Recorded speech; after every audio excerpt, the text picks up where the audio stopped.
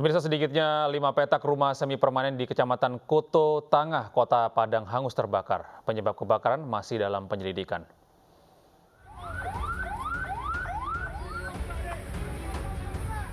Petugas pemadam kebakaran Kota Padang berupaya memadamkan api yang menghanguskan 5 petak rumah semi permanen di Kelurahan Parupuk Tabing, Koto Tangah, Kota Padang. Kencangnya tiupan angin dan banyaknya bahan yang mudah terbakar membuat api sulit dipadamkan. Api dapat dipadamkan kurang lebih setengah jam kemudian setelah puluhan personil dan 3 unit mobil damkar dikerahkan. Sementara untuk penyebab kebakaran masih diselidiki polisi. Saya terjadi kebakaran di daerah Tabing. Laporan kami tidak lanjuti dengan mengirimkan armada dan personil. Adapun objek yang terbakar adalah 5 petak rumah kontrakan dengan 5 kakak dan di 20 jiwa. Untuk lama pemadaman lebih kurang ada sekitar 40 menit dan pemadaman dapat berjalan dengan lancar. Tidak ada korban jiwa dalam kebakaran ini, namun kerugian ditaksir mencapai ratusan juta rupiah. Dari Padang, Sumatera Barat, Budi Sunandar, iNews melaporkan. Sementara itu, sebuah gudang pabrik kertas di Tangerang, Banten ludes dilalap api. Kebakaran juga menghanguskan puluhan motor karyawan.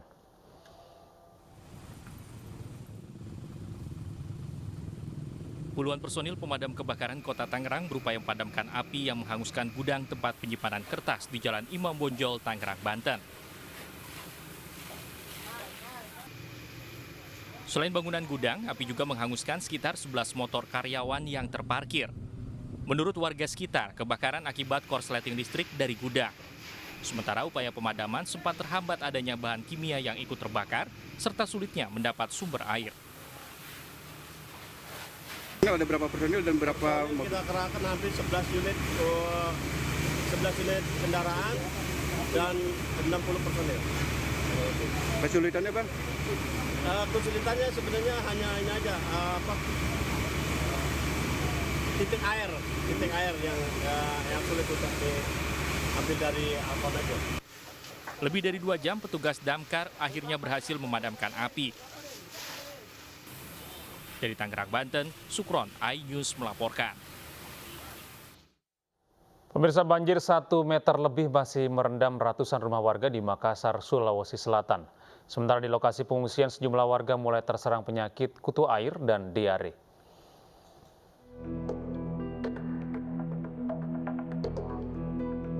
Memasuki hari ketiga, banjir setinggi 1 meter lebih masih merendam ratusan rumah warga di Blok 8 Jalan Ujung Bori Raya, Makassar, Sulawesi Selatan.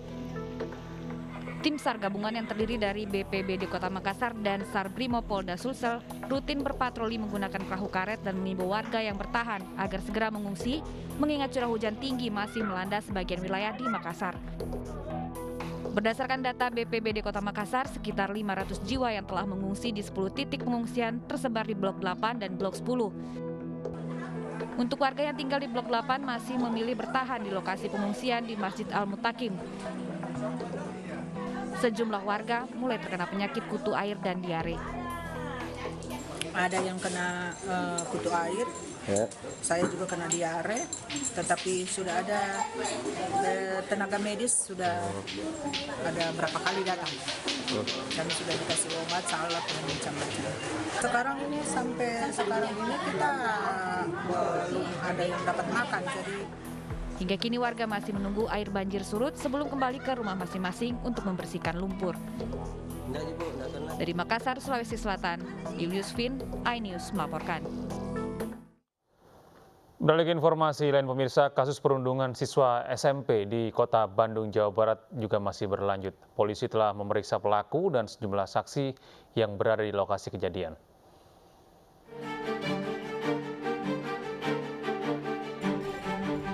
Kasus perundungan siswa di sebuah SMP di Bandung terus berlanjut. Perundungan terjadi di ruang kelas 17 November lalu saat guru yang mengajar sedang keluar kelas karena ada keperluan. Dalam video, seorang siswa yang mengenakan baju olahraga dipasangi helm oleh siswa lainnya. Lalu siswa itu ditendang kepalanya hingga pingsan. Korban kemudian dibawa ke rumah sakit untuk mendapatkan perawatan. Sementara pihak sekolah menyayangkan kejadian ini karena sebelumnya mereka telah melarang segala tindak kekerasan di dalam sekolah. Misalkan kejadian ini dan tentu menjadi evaluasi bagi kami untuk lebih ketat lagi dalam penanganan pembelajaran di sekolah kami di sini. Kami sudah memediasi kedua keluarga, baik itu keluarga korban ataupun keluarga pelaku, dan alhamdulillah kita berjalan dengan baik secara kekeluargaan, asal memang kita memberikan peringatan kepada si pelaku untuk tidak mengulangi lagi, dan keluarga korban pun menerima asal memang tidak akan mengulangi lagi. Ya, mudah-mudahan saja menjadi baik ke depannya. Sementara itu, pihak keluarga korban telah melaporkan pelaku ke pihak kepolisian sektor Ujung Berung, Bandung, Jawa Barat. Polisi juga telah memeriksa pelaku dan 6 orang saksi yang ada di lokasi saat kejadian. Saksi-saksi lain, rekan-rekan korban termasuk yang diduga pelaku sudah kita minta keterangan, kita amankan, pelaku kita amankan di Polsek untuk membuat terang perkara. Orang tua korban menyayangkan kurangnya pengawasan dan pendampingan pihak sekolah selama kejadian dan proses mediasi. Mereka juga tidak akan menarik laporan sehingga kasus terus berlanjut. Tim Liputan iNews melaporkan. Sementara itu video sejumlah pelajar yang menendang seorang nenek di Tapanuli Selatan beredar viral. Perwakilan orang tua pelajar telah meminta maaf, namun polisi tetap melanjutkan pemeriksaan para pelaku.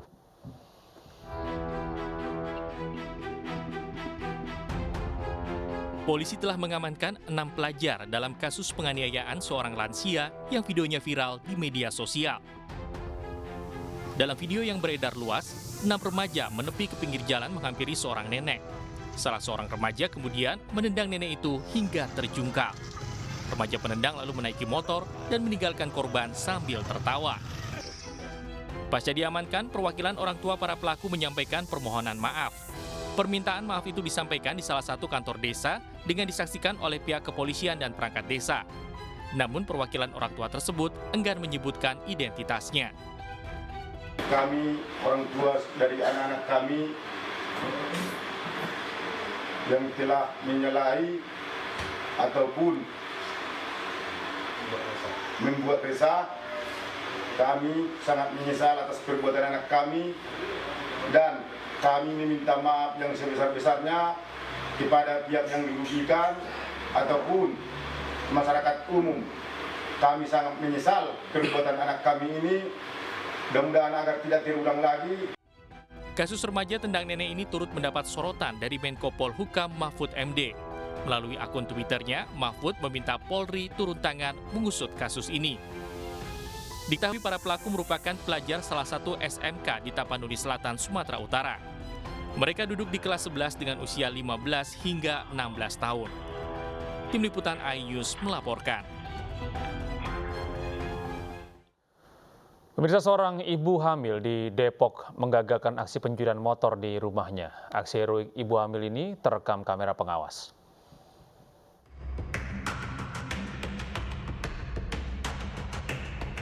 Kamera pengawas di sebuah perumahan di Citayam, Kota Depok, merekam aksi pencurian motor di salah satu rumah warga.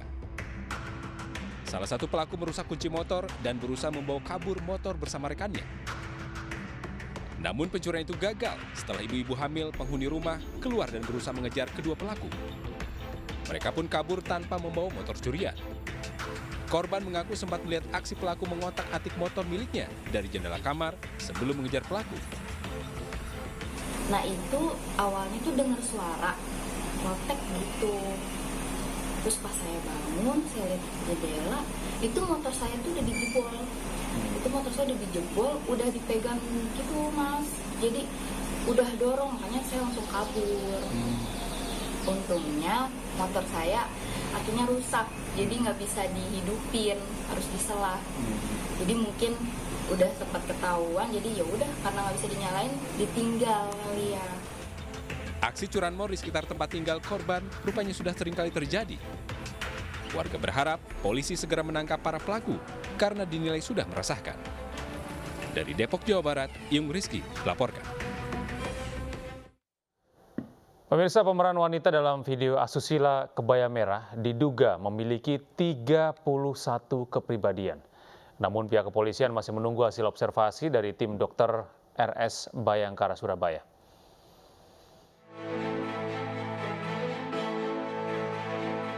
Polda Jawa Timur masih memeriksa 3 tersangka dalam kasus video asusila kebaya merah yang sempat menggemparkan dunia maya. Dari pemeriksaan itu terungkap dugaan pemeran wanita berinisial AH memiliki kepribadian ganda. Hal itu dikonfirmasi oleh pemeran pria yang juga telah menjadi tersangka ACS. Menurutnya, AH bahkan memiliki 31 kepribadian dengan nama dan perilaku berbeda-beda. Beberapa nama yang digunakan antara lain Clara dan Luna. Sebelumnya, dugaan kepribadian ganda muncul setelah polisi menemukan kartu berobat rumah sakit jiwa di kamar AH. Informasi yang kami terima dari penyidik bahwa yang bersangkutan ini memang merupakan seseorang yang mempunyai kepribadian ganda. Ini ditunjukkan dari apa? Hasil penggeledahan di tempat yang bersangkutan atau di tempat singgah yang bersangkutan ditemukan ada kartu kuning dan beberapa faktur-faktur tanda berobat di salah satu rumah sakit yang ada di Surabaya. Untuk memastikan dugaan kepribadian ganda AH, polisi masih menunggu hasil tes kejiwaan dari Rumah Sakit Bayangkara, Surabaya, Jawa Timur. Tim Liputan iNews melaporkan. Sementara itu Polda Jatim mengungkap perdagangan manusia di sebuah warung kopi di Pertukuan Gempol 9, Kabupaten Pasuruan, Jawa Timur. 18 wanita ditemukan disekap dan diduga hendak dijual mucikari ke hidung belang. Warung kopi WP Gon di Pertukuan Gempol 9 di samping Jalan Raya Malang, Surabaya dipasangi garis polisi usai digerebek tim Jatanras Polda Jawa Timur. 18 wanita dari wilayah Jawa Timur dan sekitarnya ditemukan disekap dalam warung dan diduga akan dijual ke lokasi PSK Tretes dengan tarif Rp500 hingga Rp700.000 sekali kencan. Saat ini 18 wanita diamankan ke Mapolda Jawa Timur untuk dimintai keterangan, sementara muncikarinya masih buron. Saya belum tahu, tidak tahu kebenarannya, tetapi katanya ada penggerebekan dari Polda. Yang digerebek ini PSK? Iya. 18 orang? Iya. Warga jadi tidak tahu itu? Tidak tahu. Ini semuanya ini memang kalau malam jualan apa, Bu? Kopi? Sepertinya kopi. Banyak cewek ya? Iya. Pemirsa, polisi menangkap seorang wanita terduga otak pelaku penipuan ratusan mahasiswa IPB. Sementara itu pihak IPB mengaku telah menyiapkan kuasa hukum untuk mengusut kasus penipuan terhadap mahasiswanya.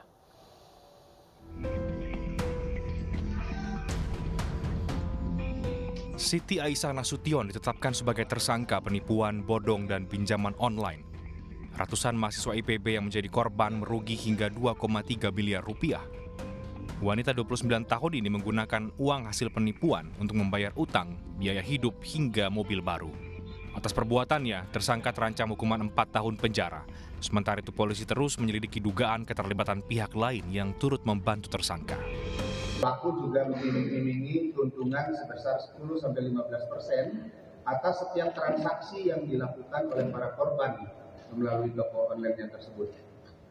Selanjutnya, dari fakta hukum yang diperoleh oleh penyidik di dalam proses penyidikan, kami sudah menetapkan satu orang tersangka atas nama SAM dengan persangkaan pasal 372 dan 378. Rektor IPB juga telah memanggil ratusan mahasiswanya yang menjadi korban pinjaman online. Pihak kampus mengaku telah berkoordinasi dengan pihak terkait dan telah menyiapkan kuasa hukum untuk mengusut kasus ini. Nah, mengenai proses untuk hukumnya, saat ini sedang disiapkan kuasa hukum ya untuk yang akan mewakili adik-adik mahasiswa untuk memproses selanjutnya. Karena memang kalau tidak dengan kuasa hukum tentunya nanti jadi tidak terkoordinir dengan baik. Jadi ini sekarang prosesnya sedang penyiapan data supaya nanti kuasa hukum yang kami tunjuk bisa melakukan tugasnya. Sebelumnya diberitakan ratusan mahasiswa IPB menjadi korban penipuan pinjaman online.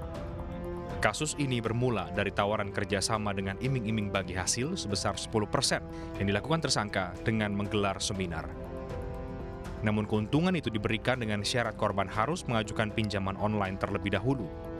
Alih-alih mendapat keuntungan, para korban justru dihadapkan dengan tagihan pinjol hingga dikejar-kejar oleh debt collector. Gagal mengendalikan motor, pengendara wanita tewas akibat menabrak bagian belakang truk di Terowongan Cawang. Kami akan hadirkan informasi lengkapnya sesaat lagi.